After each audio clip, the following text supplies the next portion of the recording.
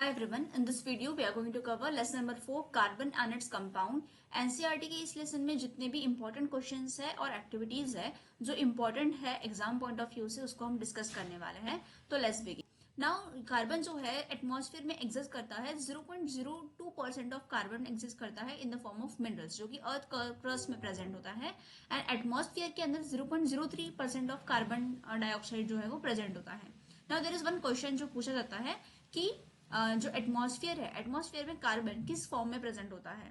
तो it is present in the form of carbon dioxide and also carbon monoxide in the form of traces. Properties of carbon, तो carbon के पास दो important property है, एक को हम कहते हैं कैटिनेशन और दूसरे को हम कहते हैं टेट्रावैलेंसी।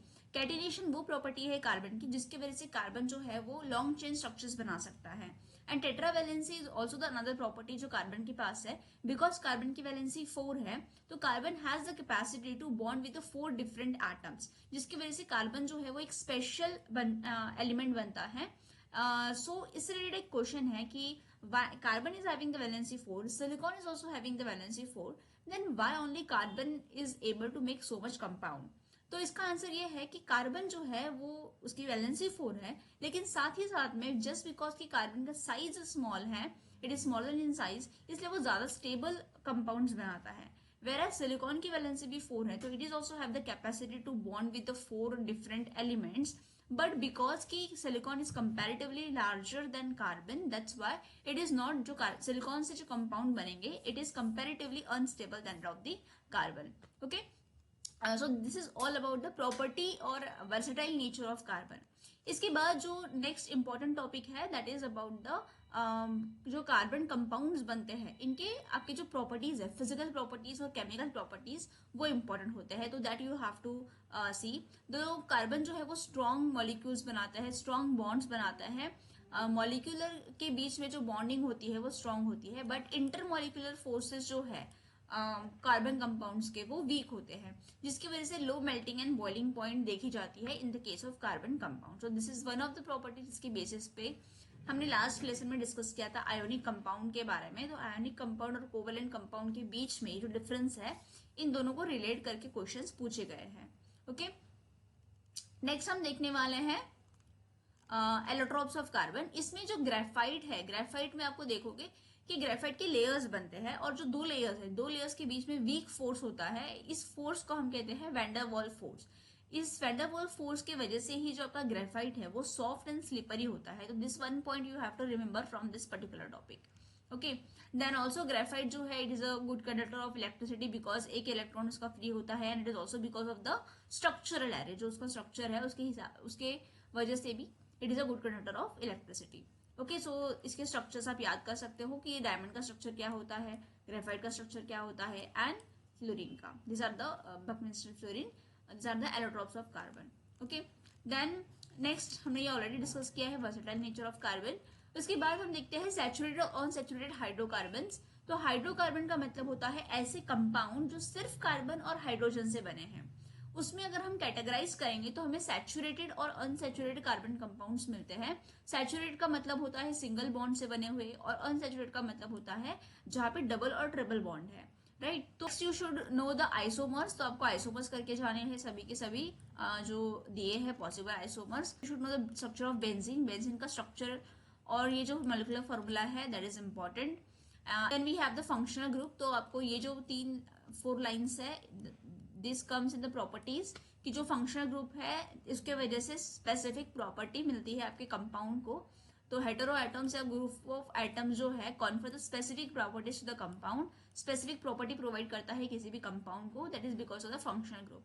और जब भी कोई रिएक्शन होगा, केमिकल रिएक्शन होगा, तो सबसे पहले जो रिएक्शन होता है ये फंक्शनल ग्रुप के इस पे ही होता है। तो you should know all the functional groups from this.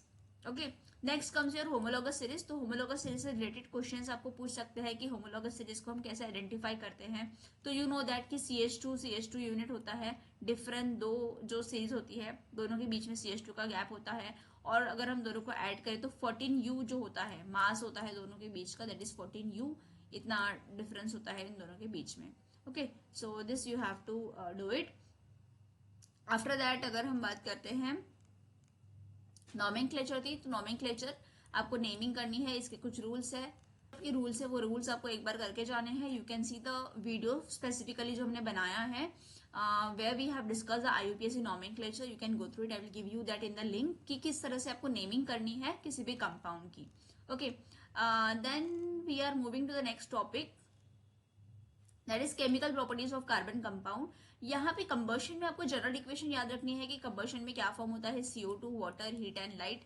So this is combustion में आपको डायरेक्ट क्वेश्चन नहीं पूछेंगे, लेकिन सैचुरेटेड और अनसैचुरेटेड से रिलेटेड कंबशन पे क्वेश्चन आ सकते हैं. जैसे कि हमें पता है कि सैचुरेटेड हाइड्रोकार्बन जो होते हैं वो हमें क्लीन फ्लेम देते हैं. क्लीन ब्लू कलर की फ्लेम होती है जब सैचुरेटेड हाइड्रोकार्बन बर्न होते हैं, और अनसैचुरेटेड हाइड्रोकार्बन जब बर्न होते हैं तो येलो फ्लेम मिलती है.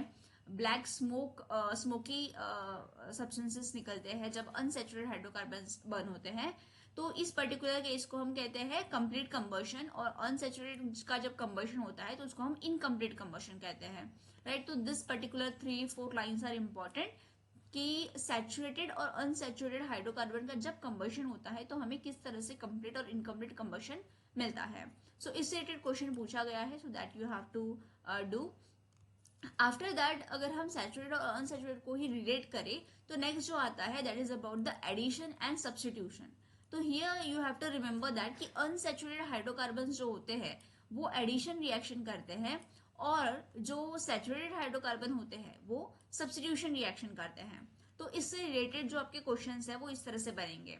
तो इससे रिलेटेड भी एक बार क्वेश्चन आ गया है आपके सैम्पल क्वेश्चन पेपर 2024 में. इससे रिलेटेड क्वेश्चन दिया है.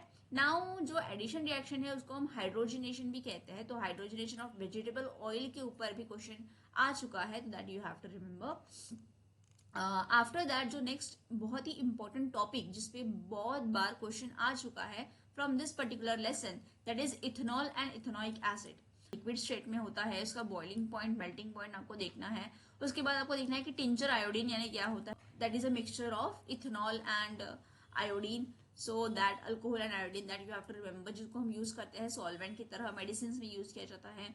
सो इससे रिलेटेड क्वेश्चन एक बार पूछा गया है. Then after that even industries में जब इथेनॉल यूज करते हैं तो कंजम्पशन प्रोवाइड या कंजम्पशन नहीं होना चाहिए, इसलिए स्मॉल क्वांटिटी ऑफ मिथेनॉल जो है वो ऐड किया जाता है आपके इंडस्ट्रियल यूज ऑफ इथेनॉल जो है. तो इससे रिलेटेड भी क्वेश्चन आ चुका है एक बार 4 मार्क्स के लिए. सो प्रॉपर्टीज आपको एक बार देख लेने हैं. प्रॉपर्टीज से रिलेटेड आपके क्वेश्चंस जो है वो बनते हैं यहाँ से. उसके बाद अगर हम रिएक्शंस देखें तो किस तरह से इथेनॉल सोडियम के साथ रिएक्ट करता है, तो सोडियम इथॉक्साइड बनाता है. नाउ ये जो क्वेश्चन है, जो सेकंड आपको एक्टिविटी दिख रही है कि इथेनॉल का कॉन्सेंट्रेटेड H2SO4 में, मतलब जो डिहाइड्रेशन होता है यहाँ पे इथिन का फॉर्मेशन होता है, दिस पर्टिकुलर इक्वेशन. एंड जब इथेनॉल इथेनॉइक एसिड के साथ रिएक्ट करता है, जो जिसको हम स्टेरिफिकेशन कहते हैं, ये वाला रिएक्शन, इथेनॉल जब इथेनॉइक एसिड के साथ रिएक्ट करके स्टेरिफिकेशन कराता है. And the third equation that is saponification, कि जब ईस्टर जो है NaOH के साथ रिएक्ट करके इथेनॉल फिर से हमें मिलता है एंड सोडियम इथेनोएट मिलता है. तो दिस 3 इक्वेशन से रिलेटेड एक क्वेश्चन जो है वो बन सकता है. And this question is been asked in the year 2022 and 2024 as well. दोनों साल के क्वेश्चन पूछा गया है आपके बोर्ड के एग्जाम्स में. डिफरेंट फॉर्म में पूछा गया है, लेकिन इंपॉर्टेंट हो जाता है because they are linked with each other. So यहाँ पे आपका स्टेरिफिकेशन जो है, that is ethanol and ethanoic acid जब रिएक्ट करते हैं तो you get ester and water, that becomes important.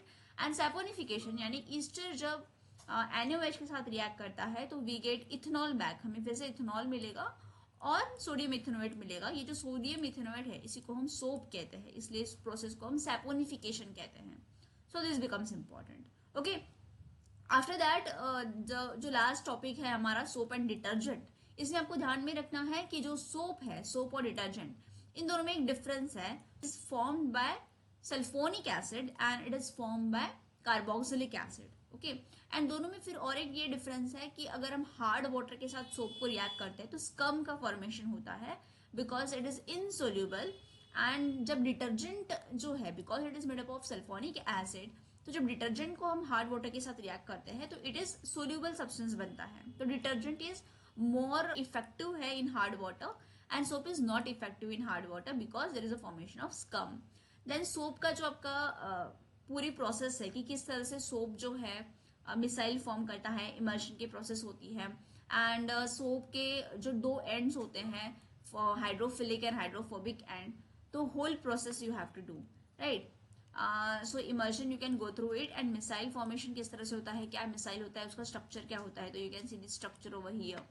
So this is this particular जो टॉपिक है that you have to go through it. Okay, so these are some of the important questions जो हमने जितने भी हमने अब तक क्वेश्चंस देखे हैं उसमें से ये जो टॉपिक है इसके ऊपर क्वेश्चंस बहुत बार पूछे गए हैं. सबसे इंपॉर्टेंट जो क्वेश्चन बार बार पूछा गया है इस पर्टिकुलर लेसन से, that is based on ethanol and ethanoic acid. तो जितने भी रिएक्शंस आपके हैं इथेनॉल और इथेनॉइक एसिड के वो आपको अच्छे से करने हैं. तो I can show you over here lesson number 4 से अगर हम देखें तो आयोनिक और कोवेलेंट कंपाउंड के जो प्रॉपर्टीज है वो हमें करने हैं. पेज नंबर 49 पे आपको आयोनिक कंपाउंड के प्रॉपर्टीज मिलेंगे जो कि लेसन नंबर 3 में है. एंड कोवेलेंट कंपाउंड से रिलेटेड जो प्रॉपर्टीज है वो आपको पेज नंबर 60 पे मिल जाएंगे. देन कार्बन और सिलिकॉन के बीच का जो डिफरेंस है जो कि पेज नंबर 62 पे एक्सप्लेन किया है कि क्यों हम कार्बन को प्रेफर करते हैं और सिलिकॉन को नहीं करते हैं, because of its size. We have already discussed that. Then functional group homologous series जो है इनसे रिलेटेड आपको स्पेसिफिक जो प्रॉपर्टीज है कंपाउंड की जो प्रॉपर्टीज है वो पढ़ने हैं जो कि आपको पेज नंबर 66 पे मिल जाएंगे. Then next is saturated and unsaturated hydrocarbon. अब डायरेक्ट क्वेश्चन नहीं पूछेंगे आपको सैचुरेटेड और अनसैचुरेटेड हाइड्रोकार्बन पे, बट जो सैचुरेटेड और अनसैचुरेटेड हाइड्रोकार्बन है ये किस तरह से कंप्लीट और इनकम्प्लीट कंबशन से रिलेटेड है, किस तरह से एडिशन और सब्स्टिट्यूशन रिएक्शन से रिलेटेड है, इस पे आपको क्वेश्चंस पूछे जा सकते हैं. तो all this is given on page number 71. And ये जो पर्टिकुलर टॉपिक है ना this is very very important, आपको ये अच्छे से करके जाना है. एंड उसके बाद जो इंपॉर्टेंट होता है that is ethanol and ethanoic acid. तो this we have already discuss कि इथेनॉल इथेनॉइक एसिड के जो रिएक्शंस है एंड सैपोनिफिकेशन और एस्टरिफिकेशन, मतलब जिसमें आपका ये दोनों टर्म्स आ जाएंगे. ये दोनों जो है ये बहुत बार पूछे गए हैं, इन 2 बोर्ड एग्जाम्स में पूछे गए हैं ऑलरेडी.